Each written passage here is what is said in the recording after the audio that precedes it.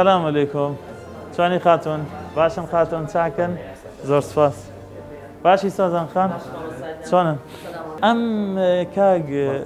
ئەو بەکر ئەم ژوورە ژووری یەک پەنجەرەیە ئەم دڵسۆزە بە ڕێزانە ئیشی تیاکەن تاوان یەک پەنجەرە نزیکەی ساڵێکە ئێمە دامان مەزراندووە بۆ ئەوەیە هاوڵاتی کێتە فەرمانگەکە پێویست نەکا ژوورا و ژوور بکە یەتێرە لێرە ئەمان نووسراوەکەی لێ وەرەگرن داواکاریەکەی لێ وەرەگرن لەم شوێنە باش و فێنک و جوانە دانیشێ تەنانەت چاو قاوە ئێستا بەهۆی کۆرۆناوە کاتی لامان بردووە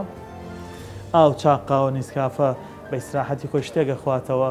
و تا ئەو کاتێک کە ئیشەکەی تەواوی لێرە بۆ خۆی دانیشێ ماوەڵەکانی بۆ جێبەجێەکەنەوە بە هیچ جۆرە ژوورا و ژوور ناگەڕێ بە دوای مەسوول و مەسوول بەش و کارمەند و چاپ کرا و چاپ نەکرا